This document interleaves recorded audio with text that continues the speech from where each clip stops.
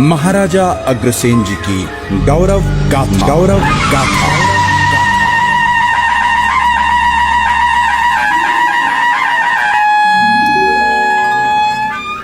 5142 वर्ष पूर्व सूर्यवंशी भगवान श्री राम के वंशज महाराजा वल्लभ सेन जी एवं महारानी श्रीमती भगवती देवी जी के घर पहले नवरात्रि के दिन बालक अग्रसेन जी का जन्म हुआ।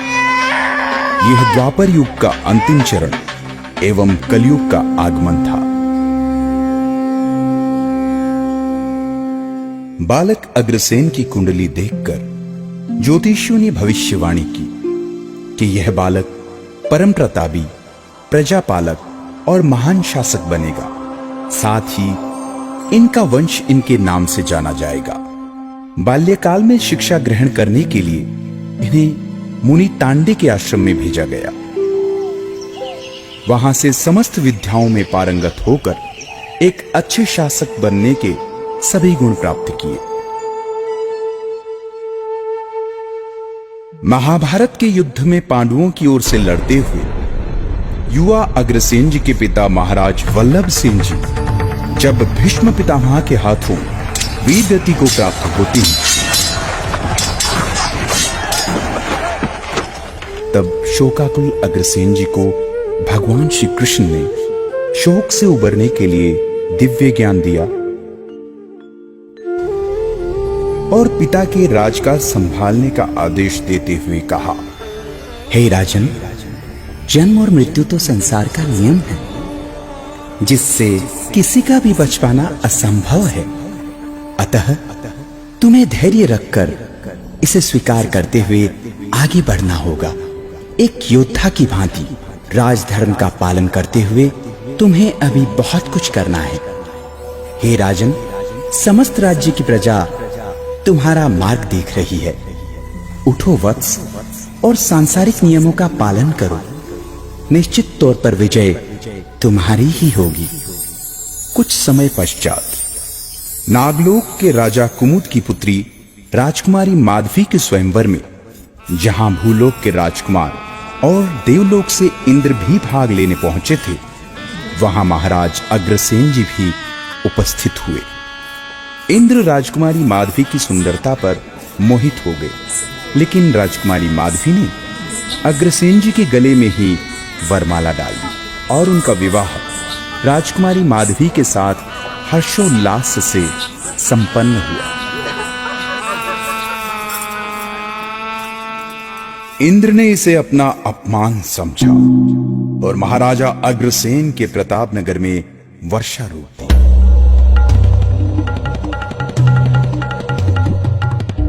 इसके फलस्वरूप सूखे की स्थिति पैदा हो गई और चारों तरफ त्राही त्राही मच गई।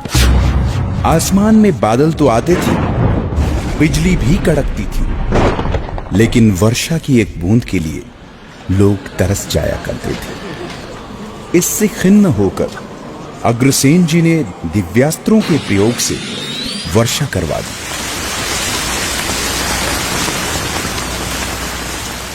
और समस्या का स्थायी समाधान निकालने हेतु समृद्धि की देवी मां लक्ष्मी की कठोर तपस्या की। इनकी इस तपस्या से प्रसन्न होकर मां लक्ष्मी ने उन्हें दर्शन दिए और सुख समृद्धि का आशीर्वाद देते हुए नए राज्य की स्थापना करने का निर्देश दिया और कहा, पुत्र, उठो पुत्र, मैं तुम्हारे कठिन तप से प्रसन्न हूँ। मैं तुम्हें आशीर्वाद देती हूँ कि कुछ ही समय पश्चात तुम्हारे हाथों एक नए राज्य की स्थापना होगी। तुम्हें सुखी दाम्पत्य जीवन के साथ स्वस्थ पुत्रों की प्राप्ति होगी और जब तक तुम्हारे वंशज मेरी आराधना करते रहेंगे, उन पर मेरी कृपा दृष्टि और सुख समृद्धि बनी रहेगी। तथास्तु। महाराज अग्रसेन जी पर मां लक्ष्मी की अनुपम कृपा देखकर इंद्र ने अग्रसेन जी से मैत्री स्थापित करने का निर्णय लिया तथा श्री नारद के हाथों संधि प्रस्ताव भेजा, जिसे महाराज ने सहर्ष स्वीकार किया। नए राज्य की स्थापना हेतु अग्रसेन जी ने भारतवर्ष का भ्रमण किया। इसी दौरान उन्हें एक जगह एक शेरनी एक शावक को जन्म देते हुए दिखी।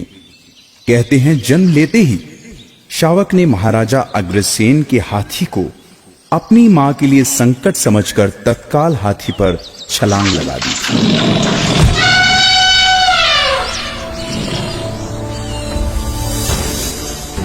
उन्हें लगा कि यह देवीय संदेश है जो इस वीर भूमि पर उन्हें राज्य स्थापित करने का संकेत दे रहा है। ऋषि मुनियों और ज्योतिषियों की सलाह पर धरती को शुद्ध करवाने हेतु यज्ञ करवाए तथा जियो और जीने दो के मंत्र के साथ शासन व्यवस्था शुरू हुई। नदियों के पानी को नहर मार्ग से नगर तक लाया गया और नए राज्य का नाम अग्रोहा रखा गया, जो वर्तमान में हरियाणा के हिसार में स्थित है। आज भी यह स्थान अग्रवाल समाज के लिए 5वें धाम के रूप में पूजा जाता है। मां लक्ष्मी जी के आशीर्वाद से महाराजा अग्रसेन जी को 18 पुत्रों की प्राप्ति हुई। राजकुमार विभु उनके सबसे बड़े बेटे थे। समस्त पुत्रों को महर्षि गर्ग द्वारा शिक्षा प्रदान की गई। कुशल शासक का परिचय देते हुए सच्चे समाजवाद की स्थापना हेतु नियम बनाया कि उनके नगर में बाहर से आकर बसने वाले प्रत्येक परिवार की सहायता के लिए नगर का प्रत्येक परिवार उसे एक तत्कालीन प्रचलन का सिक्का व एक ईंट देगा, जिससे आसानी से नवागंतुक परिवार स्वयं के लिए निवास स्थान व व्यापार का प्रबंध कर सके।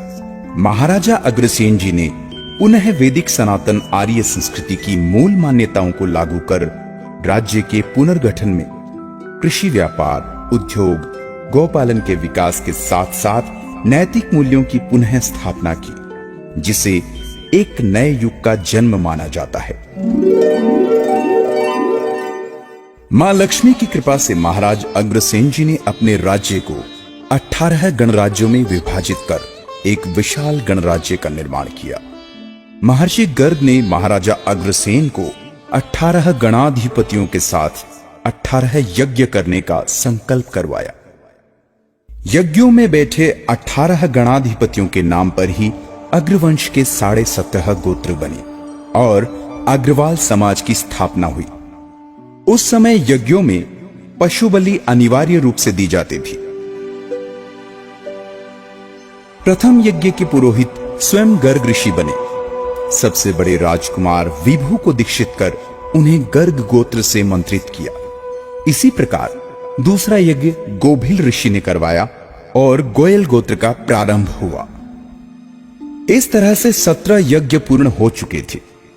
18वें यज्ञ के दौरान महाराज अग्रसेन जी ने बलि देने वाले घोड़े की व्याकुलता देखकर तत्काल बलि निषेध का आदेश दिया और अग्रकुल के लिए आजीवन अहिंसा और शाकाहार का संकल्प ले लिया।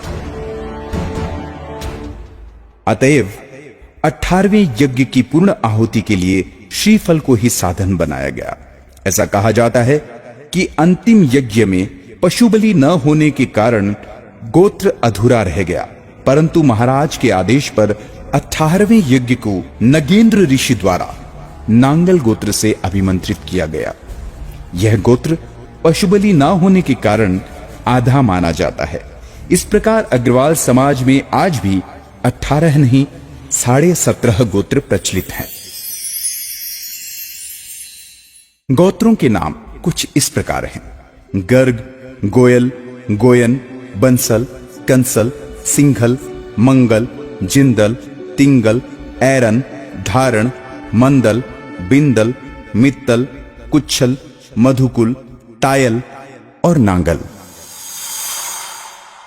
वृद्ध होने पर महाराज अग्रसेन जी ने सन्यासी जीवन अपनाकर महालक्ष्मी देवी जी की तपस्या की और उन्हें प्रसन्न करके संपूर्ण अग्रकुल के लिए आजीवन समृद्धि का वरदान पाया। और ऐसे परम प्रतापी समाज सुधारक महाराज अग्रसेन जी ने अग्रधारणा को एक समाज का रूप दिया और हमारे अग्रकुल के महान प्रवर्तक बने। 24 सितंबर 1976 को महाराजा अग्रसेन जी के सम्मान में भारत सरकार ने 25 पैसे का डाक टिकट जारी किया। भारत ही नहीं बल्कि मालदीव्स ने हाल ही में महाराजा अग्रसेन जी पर विशेष डाक टिकट जारी किए हैं। सन 1995 में भारत सरकार ने दक्षिण कोरिया से 350 करोड़ रुपए में एक विशेष तेल वाहक पोत यानी जहाज खरीदा, जिसका नाम महाराजा अग्रसेन रखा गया, जिसकी क्षमता 18 लाख टन है। राष्ट्रीय राजमार्ग 10 का आधिकारिक नाम भी महाराजा अग्रसेन जी पर ही है। यह हम सब अग्रवालों के लिए गर्व का विषय है। महाराज अग्रसेन जी की जय हो, जय हो।